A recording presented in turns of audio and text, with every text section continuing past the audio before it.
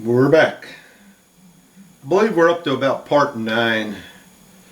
I thought I'd get you caught up to where we're at and what I've been doing and what I've been running into. If you can see here from the looks of things up in here, I got most everything done. Just a matter of getting it assembled. I still got to assemble this a little bit more. I think I'll get it on there before I glue these pieces on. There's other two decks that are on there, because I'm afraid I might have to move the back post around a little bit, struts or whatever you want to call them. So I don't want to glue these two decks on there, this one and the other one, and then find out I have to kind of stretch this to get it into their spots. So I'll wait till I get that on there and then I'll glue them two down. But I want to show you where we're at. First off, I talked about this Tester's pinstripe. They call it trim tape. And remember, I used that on my ship for my waterline mark, the black. Well, I wasn't real happy with the way it turned out. I'll tell you what I think it is. It's more of I think it's more like a mask. If you want to put it on like little windows or something, if you're painting some kind of model where you got to cover up the windows before you paint it, I think that's what that is. Kind of like a vinyl. And I think that's probably what that will work better for. So what I done was I ran down to the auto supply store, and really it's where they sell body shop supplies, and I picked up that 3M tape. Like I said, I should have heeded my own words.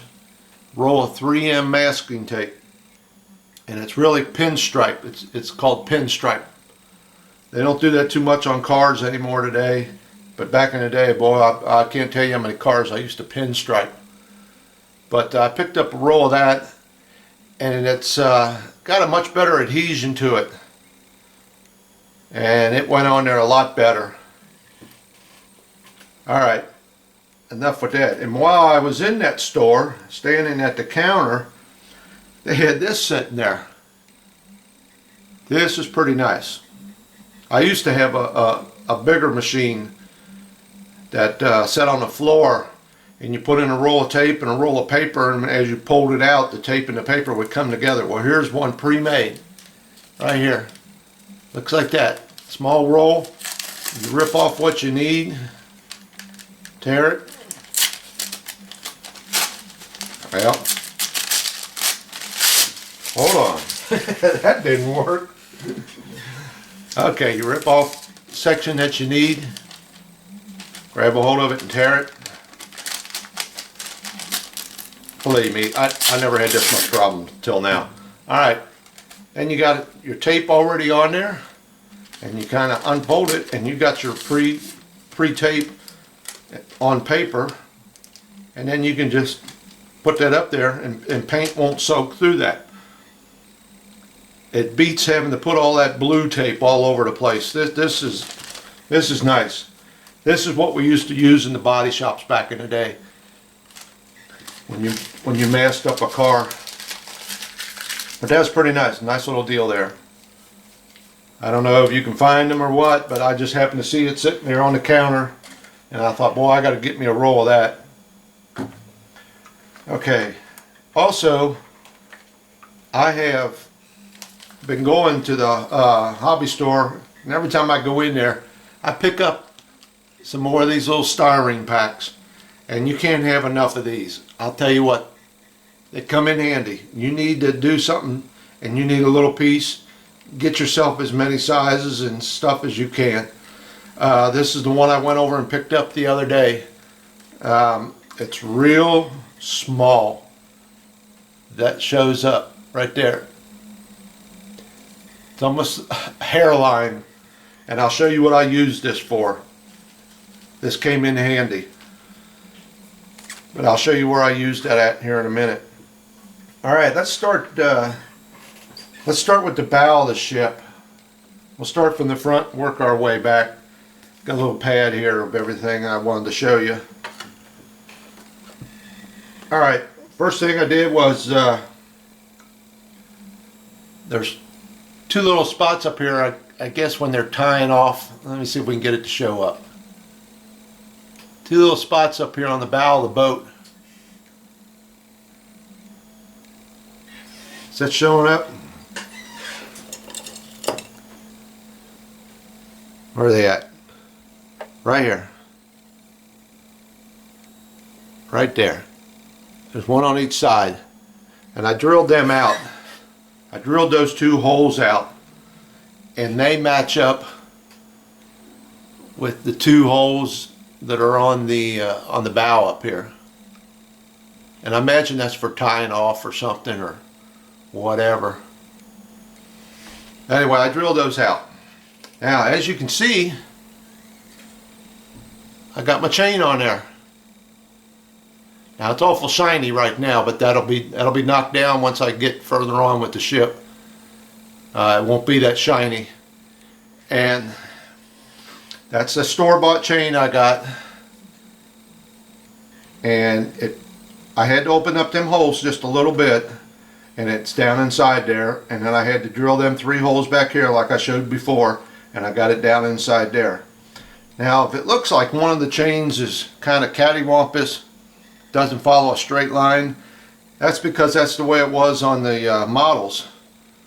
And I don't know what they are, but they got some type of little, let's see if I can get my pointer on it, right around there. They got something there that puts that chain at it. I don't know what it does. But that's why that's kind of cattywampus there. There's a piece there, and I've seen some pictures that's got a big thing on it. The chain it keeps it so it goes down in that hole straight. I don't know. I don't know what they're for, but that's why that one chain is like that. Alright, working our way back. Them life rings. Alright. Remember I told you I had some little brass rings that I got with that HMS Bounty. Believe me, there's a little brass ring on there. Okay, I took those, painted them red, and then I glued them on here. Now I put one up here, if it's showing up. I put one right there, one there, and another one back here. And I did that on both sides. I don't know if they're in the right spot, but I'm the captain of this ship and that's where I want them. Okay, going on back. Now they got these two little boxes that sit on top of the bridge. And I looked up the directions. They call this the range finder bridge. Right up here. The range finder bridge. And they had these two little boxes that set up here. Okay, and that's all they were, was two little boxes. They were plain as day. There was no detail on them, nothing. So here's where that little bitty styrene came in that I bought. This one right here that I just showed you. And like I said, it's not much thicker than a hair. I took that stuff, if I can get this to show up. I got a kind of, let me reset the camera here so I can see what I'm doing. See if I can find them. Right here. And if you can see, I put a couple little pieces on top. There's supposed to be two little arms coming out on each side. And then I put like another piece of styrene on the back of it. Back here. So I decorated them up a little bit. I put a little bling on them. Went a little bit further than what they call for, and it really set them off. It really put a touch on there that looks nice. Because like I said, they were just two little boxes sitting up there, and you thought, what's that for? So it's kind of little things like that you got to do to help set the model off. Like I said, doing that, drilling them little holes in that little cabin there. just really set that bridge off. Okay, moving on back. I noticed when the funnel was on the ship, and I'll show you what I had to do here. I haven't painted it yet. Right in this area right here, the funnel goes right in here, and there was a set of steps come down to a platform, and then there was the funnel, but there was a big gap in here, and I thought, where's that platform supposed to go? Then guy's supposed to come down and fall into a hole? Well, it finally dawned on me that on the side of that funnel, let me get it, on the side of that funnel you got these two little areas right here. I don't know what all this stuff is called, but there's two little things right there on each side, and it finally dawned on me that must be how they get to that from up on the bridge. So what I had to do was fill in that gap, and you can see it's a fairly good sized gap. So I had to cut little pieces of styrene, mess when I'm trying to get them in there, and I put an extra little piece so that it looks like you come down to this platform, down a step and into them little things on each side of the funnel. But it filled in that gap. I mean, when you looked at it, I mean, if you was really going over this with a fine-tooth comb and you look down at that model without that, there was a big gap there. So that fills that up. Let me see if I can put it on there and show you. I don't know if it'll show up or not. Let me get the funnel on there. I'll probably have to hold it.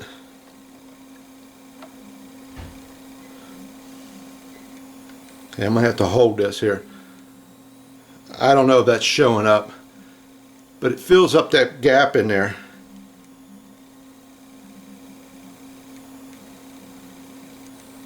And it gives it the illusion that them guys now have got a way to get down there and over to them two little whatever. Now it goes up a little bit more. It fits on it a little better. I'm just teetering it there. I think they got to be sanded just a hair to make it all fit together good and tight. Okay. Let me get the funnel off. Put that over there out of the way. These little boats here, these little launches, they gave me a fit. If you remember, and you can see it on the two on the back, that white edge. If you remember from a video or two ago how I ran that little piece of styrene around the edge to give it a little bit of flare or bling or whatever, okay, and I left them white. I painted the rest of the little launch. I painted the interior, the brown, and the ship itself, the blue, or the gray, I'm sorry, the battleship gray. And I left them white.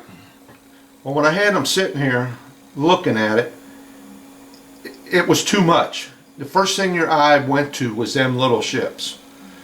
And it took away from the rest of the ship. And I thought, it just don't get it. Just something about it that I didn't like. So what I done was I thought, okay, I'll go with black. So I painted it black. I painted them little, all that white area, I painted it black. And I had the model sitting there, and I'm looking at it and I'm thinking, that don't look right either.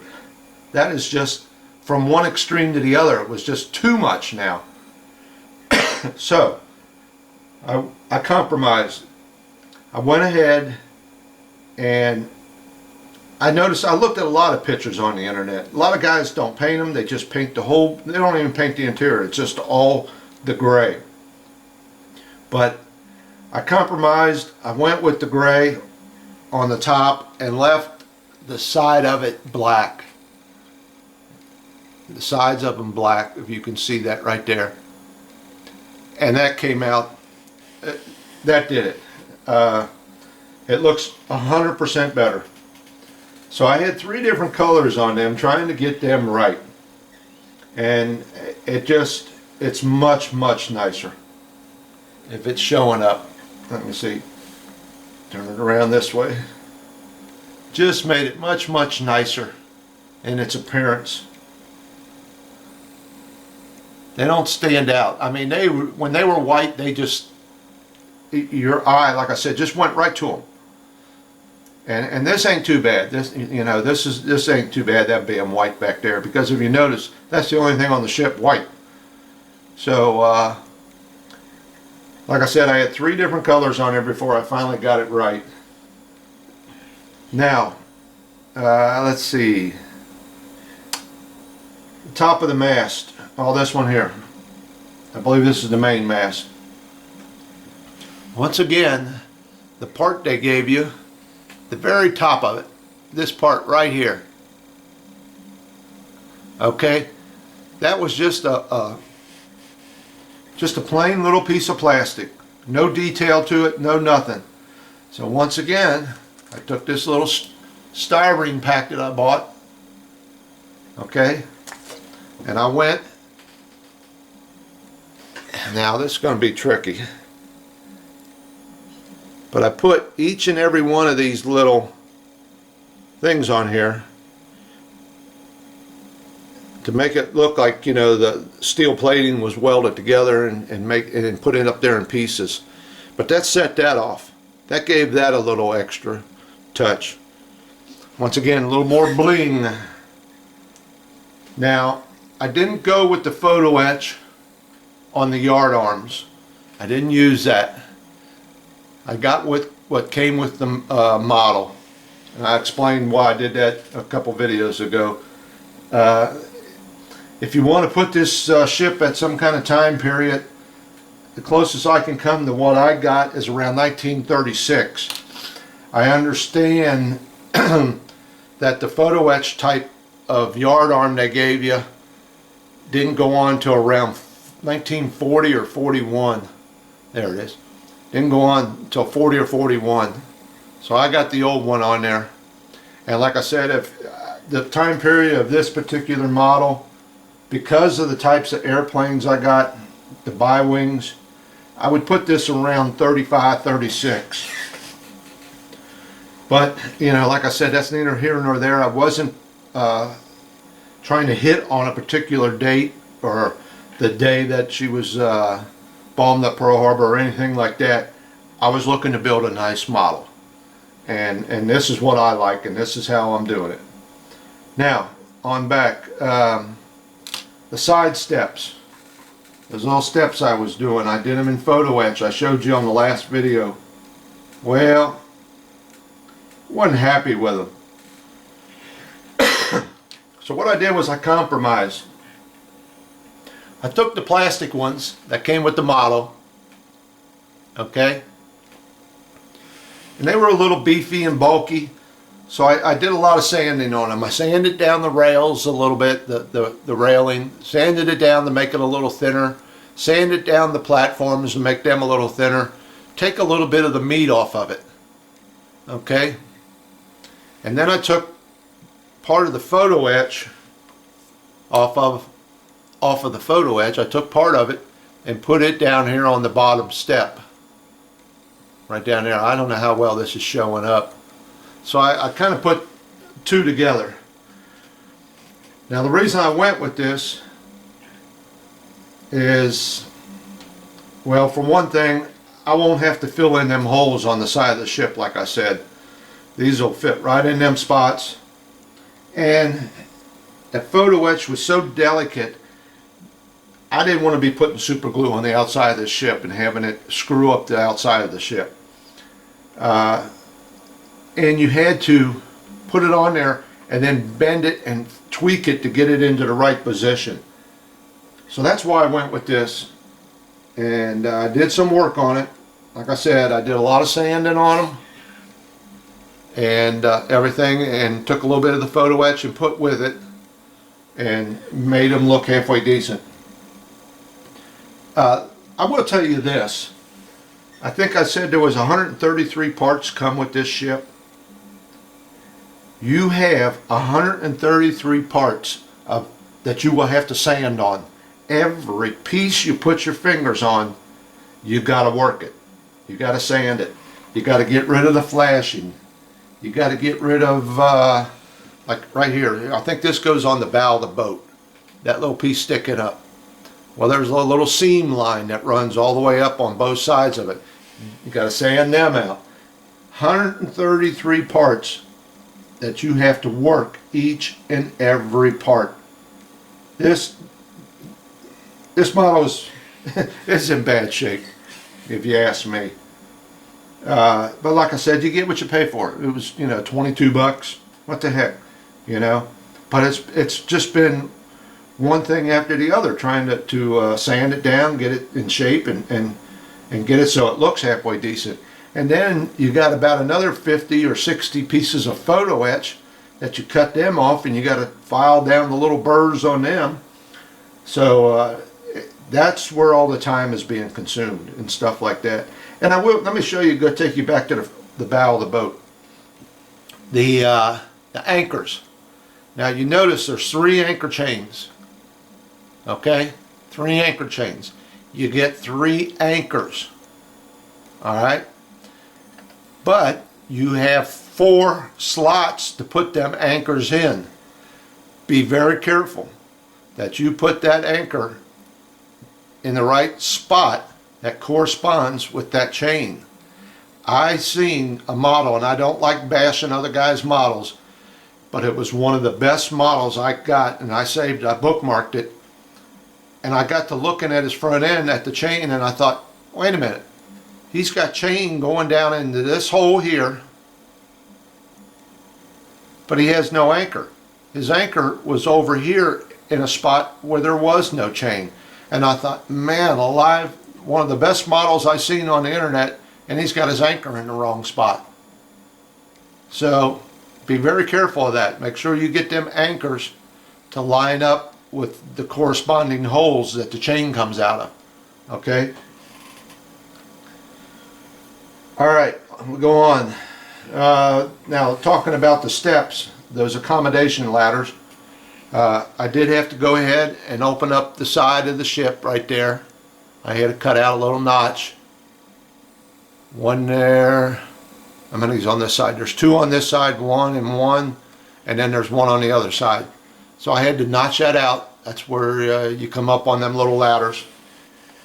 That was no big deal. Piece of cake. Let's see. Now the rear launch. Here it is back here, the rear airplane launch. Having a little problem with that. It is, it's pretty long, okay, from end to end. And I guess it's in scale, I don't know. But I notice that if you spin it, okay, there you go, you're running over the edge of your rail. Okay, now if I put that, now it fits, it goes over it, but once I put that railing up there, that photo etch railing, it's not going to work. So I'm contemplating on what to do about this. If I should just bring the photo etch railing back to here and leave it go, or what. But this, it just barely clears some of the stuff on the deck. You could just leave it like this and put the photo etch railing up there, but I've got, I'm always thinking, how does it work, and what would happen if this and that. But see, it'll clear it that way, but if that photo etch railing's on there, it's not going to work. It's not going to get it. So I'm still debating what to do back here. And here's how I done mine. I took a little piece of styrene tubing I had, and there was a hole in the bottom of that launch, and then another little round piece that they gave you that went on there, and I just put that piece of styrene up in there and glued it, and it fits right down in that hole that's on the deck. Now I could just leave it like that, so you can spin it around, but I don't see anybody picking this up and turning it upside down. Alright, here's another problem I have with it. Okay, you get it lined up straight. Let me find my crane. And you put the crane on there that goes on there the way they wanted you to build this in photo etch. Remember I told you I had to build that little platform back here? That little T-shaped platform? Okay. Now, there's not enough room. There's enough room to put it on there, and that's no problem. Okay, I have to move it back. Well, what happens now is the very last hole in the ship, way back here in the back, there's a little bitty hole for this. I don't know what you want to call it, flagpole. I don't know. All right, it's going to cover that up. So I'm going to have to re-drill a little bit farther back. I got about maybe 1/8 of an inch here. I can go back further. So I'm going to probably have to put that crane on here, move this hole back and re-drill it. Or once again, we can give this crane a little bit of a twist like that. Or give the launch a little bit of a twist like that. And then the crane will fit on there.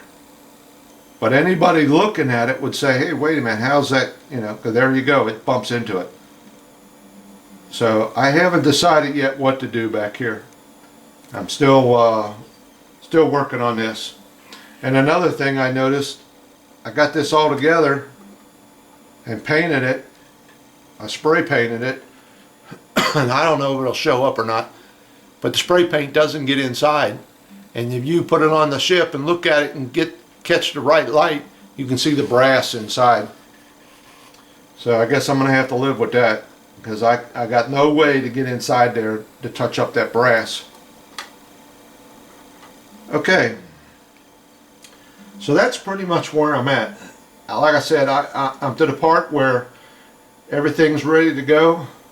It's just now a matter of putting things together. My next step will be touching up here by the funnel, getting that straightened out. Once I get that straightened out, I can put the funnel in and my foremast. Here's another thing I got. I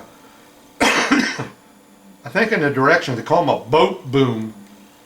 Okay, they glue onto the side there. You can see that. Now, I don't know what that's supposed to be made out of. I don't know if they're made out of wood or if they're made out of metal. I kind of got the feeling they were probably made out of wood. And I don't know why they call them a boat boom, because they're way back here to the back. And the boats are way up here. So if you was to catch a hold of a boat with it, these cranes that are up here have got no way to reach it. So I don't know why they call it a boat boom. I don't know what the purpose of it was. I'm thinking more that it was for that rear airplane. I'm thinking more that you swung this out, and that airplane, as it would land, would taxi up to the ship. Then you could catch it with this, swing this out and catch that plane, and then your crane could, you know, I know it's way back here, but you could let out a line and catch that plane. I think that's what that is, but the directions are calling it a boat boom. So I don't know. I haven't, you know, really delved into the secrets of the ship and what is what and why it works this way and everything. But that's where we're at. I haven't got too much further to go. Start getting some of this stuff assembled today. Probably a couple more videos, 2, maybe 3, and we'll be finished. We'll see how she looks.